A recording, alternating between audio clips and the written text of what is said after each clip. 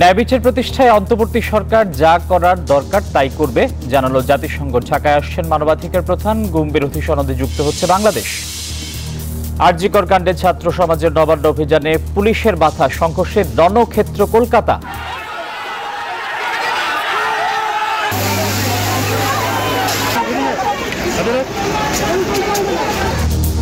বুধবার 12 ঘন্টা বাংলা বন্ধের ডাক বিজেপির। এবং আর্থিক খাতে সংস্কার, ব্যাংকিং, পুঁজিবাজারে ব্যবসার পরিবেশ উন্নয়ন চায় যুক্তরাজ্য। ব্রিটিশ হাই কমিশনারের সাথে বৈঠক শেষে জানালেন অর্থ উপদেষ্টা। বাংলাদেশে ন্যায় বিচার প্রতিষ্ঠায় যা যা করা দরকার অন্তর্বর্তী সরকার তাই করবে বলে জানিয়েছে জাতিসংঘ। এদিকে আগামী মাসেই ঢাকা সফরে আসছেন জাতিসংঘের মানবাধিকার প্রধান ভলকার তুর্ক। সেই সাথে আন্তর্জাতিক গুম বিরোধী সনদে যুক্ত হতে যাচ্ছে বাংলাদেশ।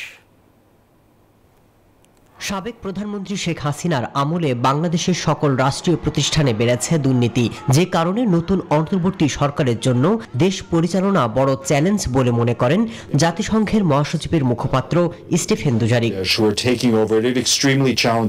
বাংলাদেশের অন্তর্বর্তী সরকার রাজনৈতিক এবং মানবিক দিক থেকে চ্যালেঞ্জিং পরিস্থিতির মধ্যে দেশের দায়িত্ব গ্রহণ করেছে। তারা আইনের শাসন ও ন্যায় বিচার অনুসরণ করে যা যা করা সম্ভব তাই করবে আমাদের আশা।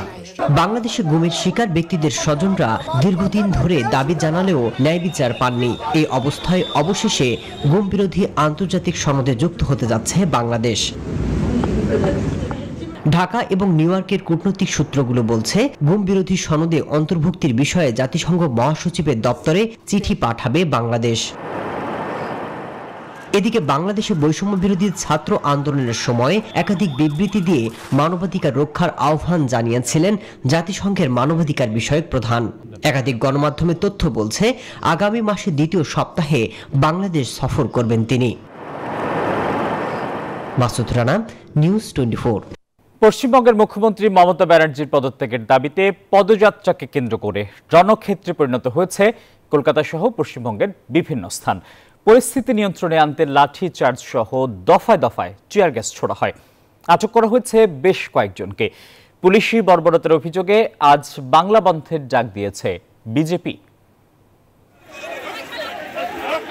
ভারতের কলকাতার বহুল আলোচিত আরজিকর হাসপাতালের চিকিৎসককে ধর্ষণ ও হত্যাকাণ্ড ইস্যুতে পশ্চিমবঙ্গ মুখ্যমন্ত্রী মমতা বন্দ্যোপাধ্যায়ের পদত্যাগের দাবিতে মঙ্গলবার রাজ্য সচিবালয় ঘেরাওয়ের চেষ্টা করে হাজার হাজার মানুষ।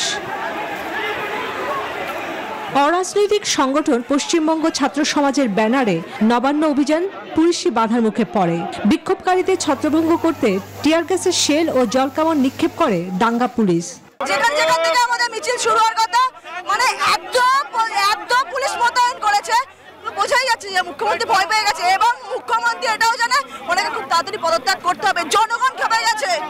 উনিও একজন মহিলা, ওই এটা কি করে করছেন? আজকে যদি উনি কিছুই না করে থাকেন তাহলে উনি এরকম ব্যারিকেড করে এত আটকে এত সিকিউরিটি দিয়ে উনি কেন বসে আছেন?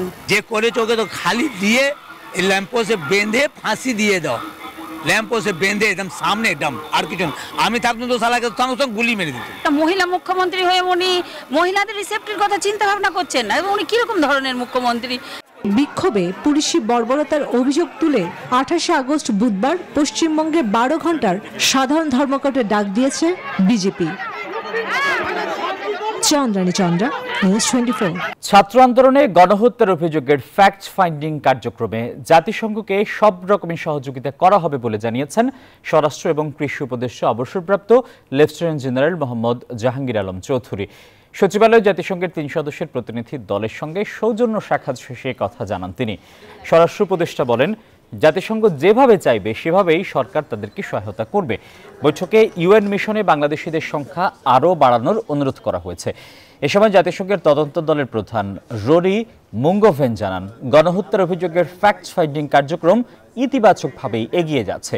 সরকার, শিক্ষার্থী, সাধারণ জনগণ সবাই সহযোগিতা করছে। We're about halfway through our visit now. It's been very positive, the discussions that we've had. We've been really inspired as well by the many things we've heard from students, from the young people, and we all want to support Bangladesh, the people of Bangladesh in the best way possible. এটা pure একটা সৌজন্য সাক্ষাৎ এবং তারা আমরা তাদের assure করতে যে কোনো ব্যাপারে যে কোনো ধরনের সাহায্য সহযোগিতা দরকার আমরা তাদের সাহায্য সহযোগিতা করব। আর্থিক খাতে সংস্কার ও ব্যবসার পরিবেশ উন্নয়ন চায় যুক্তরাজ্য। ব্যাংকিং, রাজস্ব এবং পুঁজিবাজার সহ আর্থিক খাতে ব্যাপক সংস্কারের পরামর্শ দিয়েছে দেশটি। শেরেবাংলা নগরে ব্রিটিশ হাইকমিশনার সারা কুকের সাথে বৈঠক শেষে কথা জানান অর্থ উপদেষ্টা ডক্টর সালেউদ্দিন আহমেদ। এ সময় ব্রিটিশ হাইকমিশনার বলেন, ব্যবসার পরিবেশ ঠিক থাকলে বাংলাদেশে বিনিয়োগ বাড়াতে আগ্রহী যুক্তরাজ্য। ব্যবসার পরিবেশ উন্নত করতে যে ধরনের সংস্কার করবে বাংলাদেশ, তার পাশে থাকবে ব্রিটিশ সরকার। আমরা বলেছি আমাদের বাণিজ্য যেমন garment, they have got good market in Europe and UK, and we have told them যে আরো ডাইভার্সিফাই যদি করে তাদের মার্কেট এক্সপোর্ট হয়। কিন্তু এটার জন্য দরকার শর্ত হলো business environment, ease of doing business, মানে ক্লাইমেটটা বিজনেস ঠিক করতে হবে। I was discussing with the honourable advisor how we can build investor confidence and strengthen our trade and investment ties. সাম্প্রতিক অস্থিরতা চলমান বন্যায় পোশাক খাতে $3 বিলিয়ন ক্ষতি হয়েছে বলে জানিয়েছে বিজিএমইএ। ক্ষতি পোষাতে সহজ শর্তে ঋণ সহায়তা চেয়েছে সংগঠনটি।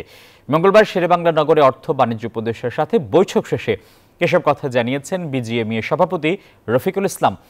এদিকে পৃথক বৈঠকে আইন শৃঙ্খলা ও নিরাপত্তা পরিস্থিতির উন্নতির তাগিদ দিয়েছেন বিদেশি ক্রেতারা। বৈষম্য বিরোধী ছাত্র আন্দোলনের জেরে 1 মাসেরও বেশি সময় ধরে স্থবির ছিল দেশের অর্থনীতি। উৎপাদন ছিল বন্ধ, বাতিল হয়েছে অনেক অর্ডারও। পরিস্থিতি কিছুটা স্বাভাবিক হতে না হতেই নতুন ধাক্কা পূর্বাঞ্চলের বন্যা।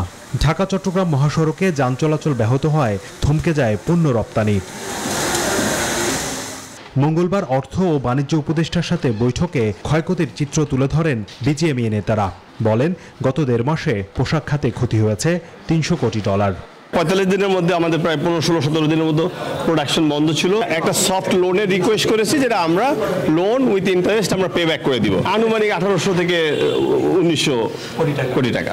ব্যবসার পরিবেশ ও আইন শৃঙ্খলা ব্যবস্থা নিয়ে চিন্তিত বিদেশি ক্রেতারা। ডক্টর সালেউদ্দিন আহমেদের সাথে পৃথক বৈঠকে দ্রুত এই পরিস্থিতি উন্নতির তাগিদ দেন তারা। আমরা বাইরে আমরা এশিওর করেছি তোমাদের নিরাপত্তা, তাহলে তোমাদের ইনভেস্টমেন্টের অপরচুনিটি, ভালো পরিবেশ, ল অ্যান্ড অর্ডার, তারপরে ব্যাংকিং ফ্যাসিলিটি ভোগান্তি যেন না হয়, and we assured them, and তাদেরকে বলা হয়েছে, I think they have been, সে এমনটা বলছে, বাংলাদেশের new beginning, they will come. রপ্তানি স্বার্থে এখনই রপ্তানি উন্নয়ন তহবিল বা ইডিএফ সুবিধা বাতিল না করতে বাংলাদেশ ব্যাংকে অনুরোধ করা হয়েছে বলে জানিয়েছেন ব্যবসায়ীরা। তো সেটা যদি উড্ডয়ন না করে। হোসাইন শাহাদাত, নিউজ 24, ঢাকা।